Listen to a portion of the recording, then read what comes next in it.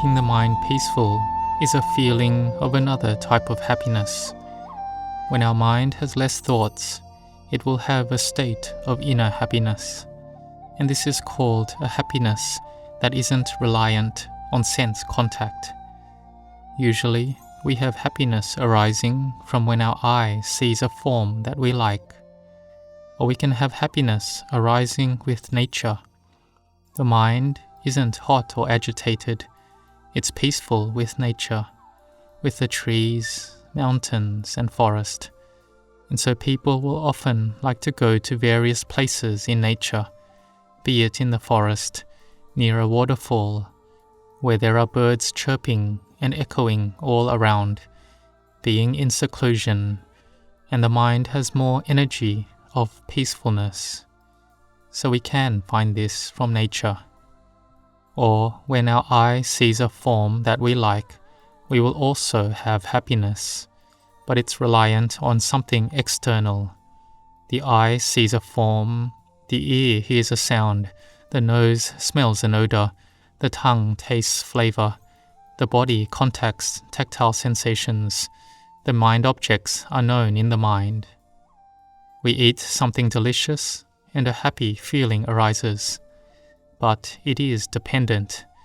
It's reliant and dependent on forms, sounds, odors, flavors, tactile sensations, or mental objects that we like. But if we get or experience things that we dislike, which is opposite, then there is suffering arising. If we experience a lot of this suffering, then the happiness of our life diminishes. The good, uplifting thoughts diminish. The depression of the mind increases. When we experience more of the sense objects that we dislike, then it's building up negative energy. But if we have happiness, then it's a positive energy arising.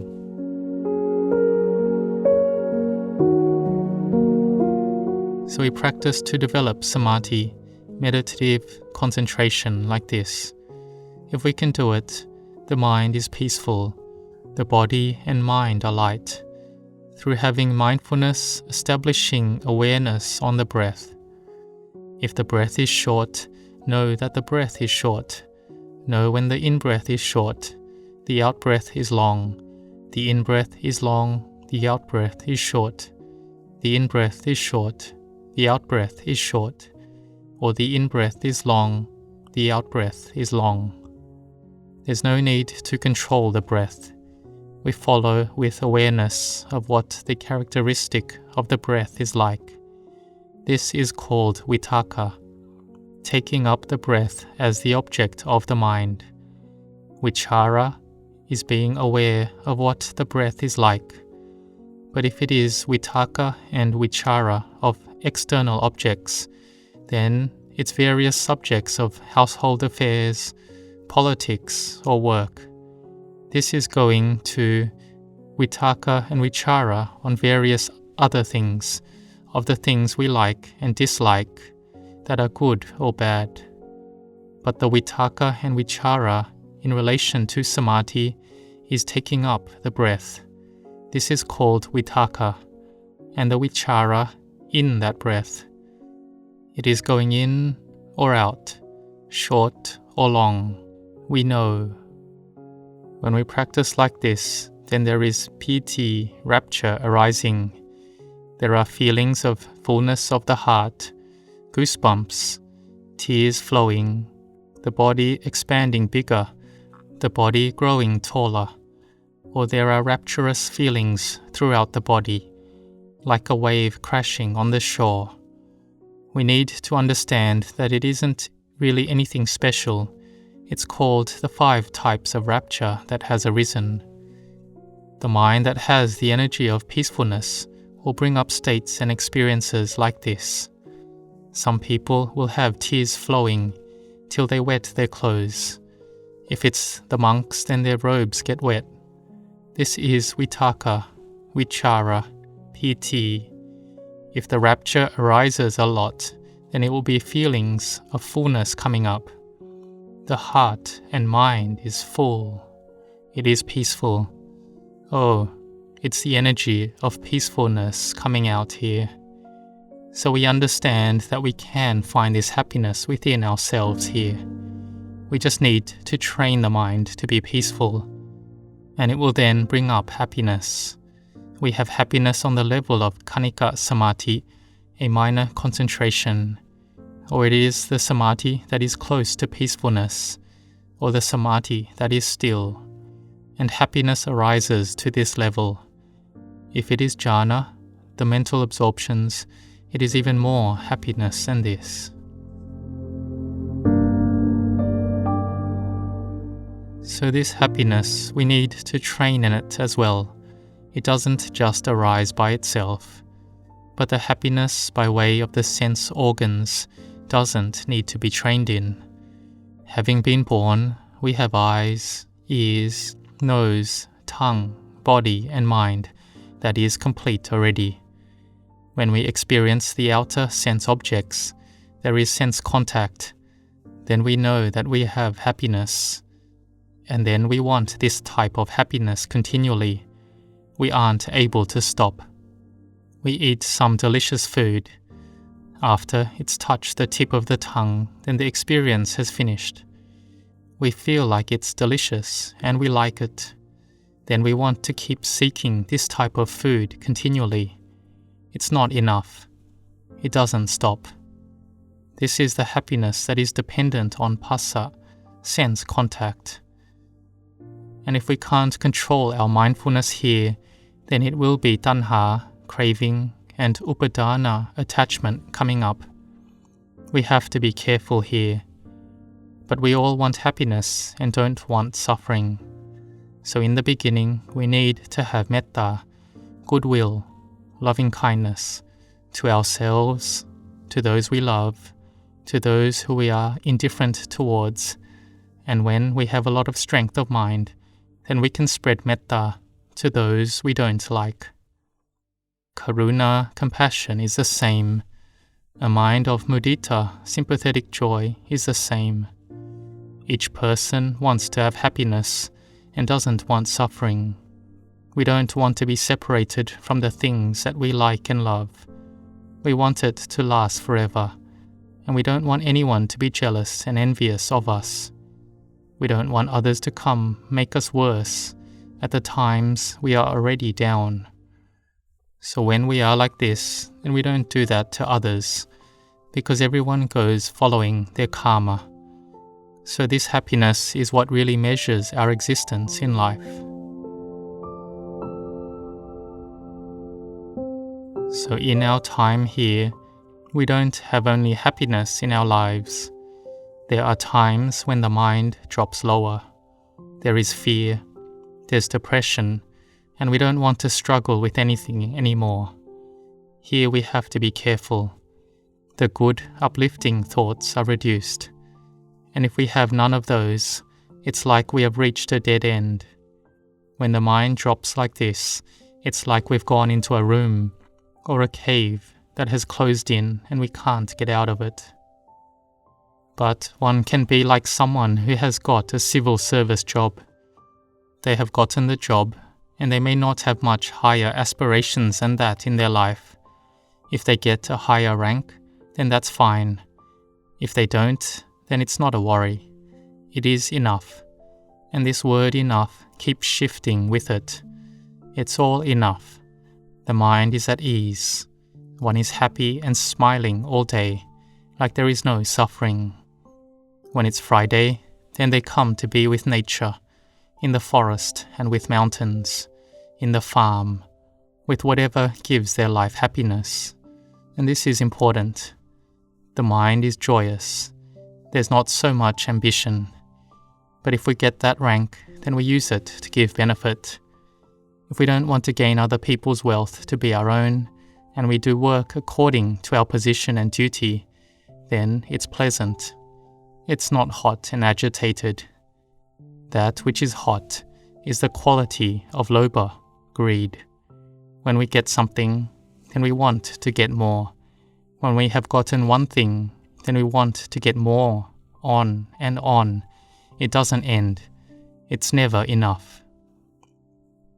then having a lot is not able to give the energy of feeling like we're happy. So they say that the more we have, the more we want.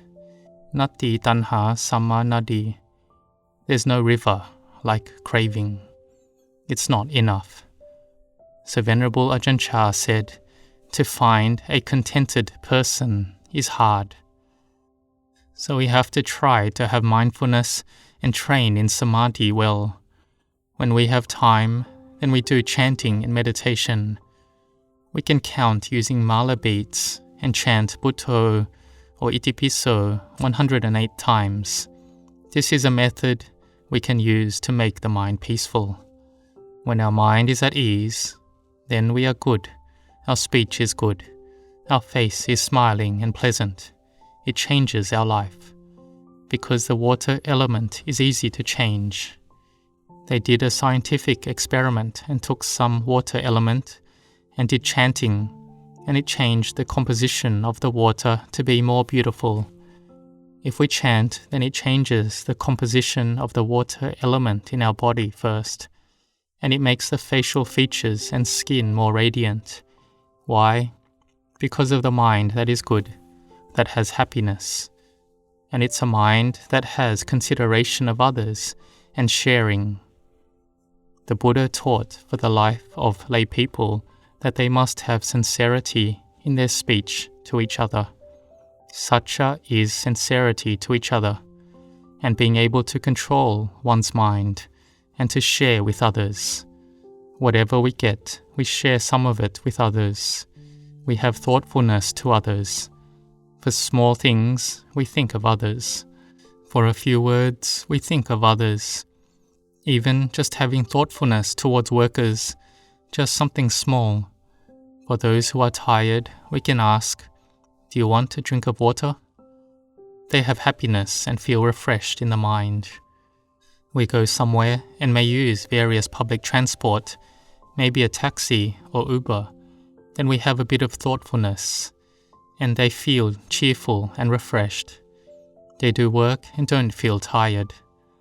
Like the monks who were tired from doing work, and Venerable Ajahn Chah had evening tea together with us. He sat and took some medicinal fruits together. Oh, and the suffering we had disappeared. The exhaustion all disappeared. We had more encouragement to do work. We could even work till midnight. This encouragement is important. It refills one's inner energy well. The energy of happiness arises. So when we see people who are suffering, what should we do? We have happiness, and so we should help them. It doesn't have to be a lot. Everyone gives a little.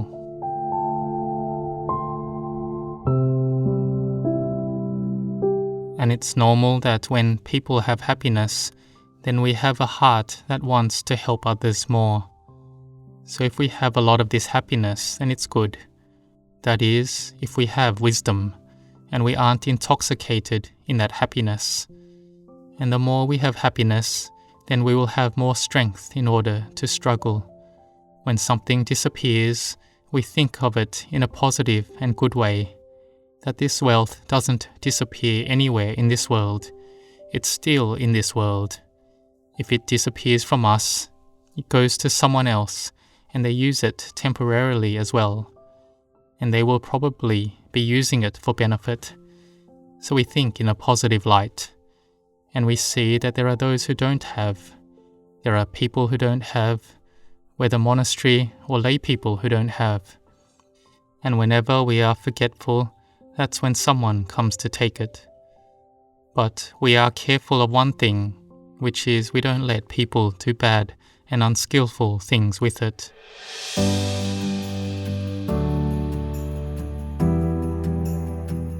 We try to build goodness and develop the mind to be in samadhi. These are all methods for us to have happiness arise. There is happiness arising from various acts of dana, giving, and sila, moral conduct, which is heaven. It is being a dewa, divine being first. Even if we haven't seen the Four Noble Truths yet, it doesn't matter. May we build the causes of happiness. Make our mind be joyful in goodness, like we come to make merit and do dana, and we have inner happiness. We prepare food to offer the monks. We take the moral precepts. We sit and listen to Dhamma, and we have happiness of heart. Or every week we come to learn Dhamma every Friday. We are determined to do chanting and practice Dhamma. We hear the chants in praise of the virtues of the Buddha, Dhamma, Sangha, and our hearts are uplifted and full. We are joyous and happy. So this we are able to find. May we be determined to find happiness that is correct. And this happiness must come from the foundation that is from Sila Dhamma. May we find and meet with happiness in our lives until we can find the true happiness, our real home. And in the end, we will meet with the ultimate happiness, which is Nibbana. May you grow in blessings.